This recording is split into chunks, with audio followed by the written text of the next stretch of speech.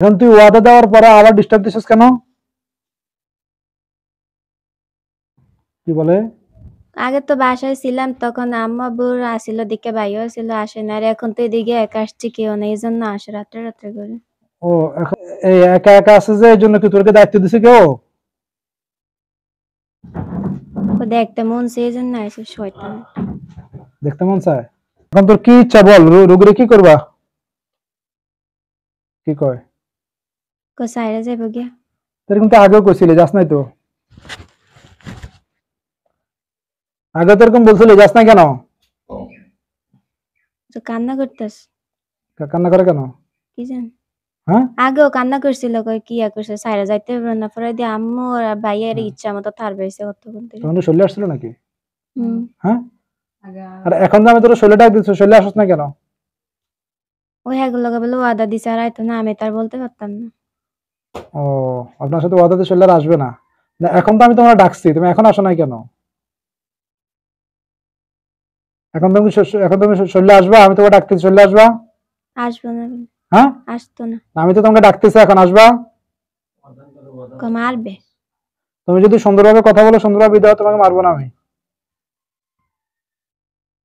আর যদি তুমি সুন্দরভাবে কথা না বলো, তুমি এখন যেখানে আছো সেখান থেকে মেরে ফেলতে পারবো। তুমি চাও কি করবা? আসবা? আইতো না, কইছে মারতো না, সাইরা দিত বিলে। সাইরা দিত। এটা মিথ্যা কথা বলে, মিথ্যা কথা বলে। তুই রোগীর কি কি ক্ষতি করছিস বলতো? দাদা কি কয়?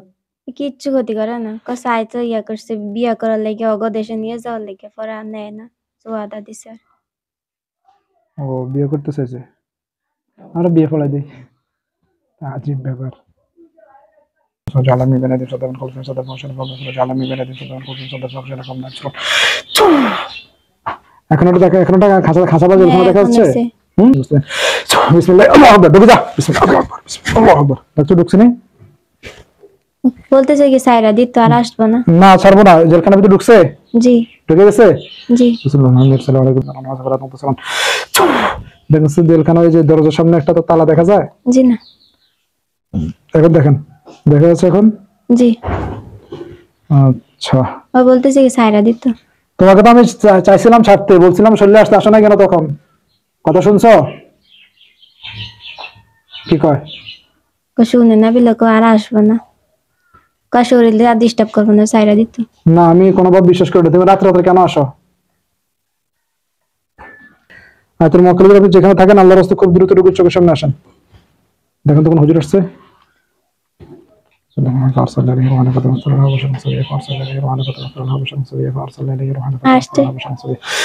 এখন আসছে? জি এই হুজুর সুন্দর? জি। আমাকে আমাকে আল্লাহ খাল মাকিন, আমাকে আমাকে আল্লাহ খাল মাকিন, আমাকে আমাকে আল্লাহ খাল মাকিন, আমাকে আমাকে আল্লাহ খাল মাকিন। এখন আছে? যায় না, এখন আছে। আছে?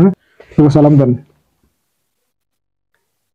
আমি দিব? হ্যাঁ জি, সালাম দেন। আসসালামু আলাইকুম। উত্তর নিছে? জি। হুজুর কেমন আছেন? হুজুর কেমন আছেন? কি বলছে? আলহামদুলিল্লাহ, আল্লাহ রাখছে ভালো।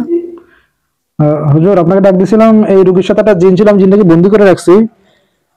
তো জিনটা রাতে রাত্রে ওর কাছে আসতো, ডিস্টার্ব করতো, এর জন্য আমি শাস্তি হিসেবে বন্দি করে রাখছি। দেখেন তো কি করা যায়, কি বন্দি অবস্থা থাকবে? বন্দি অবস্থায় রাখতে পরে নাকি আবার এসে ডিস্টার্ব করবে? খুললে আবার ডিস্টার্ব করে।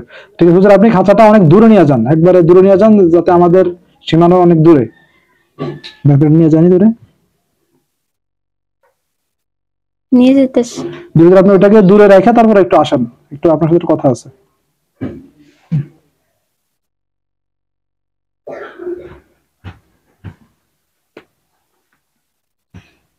আসলে আমাকে বলবেন যে হুজুর আসছে আবার।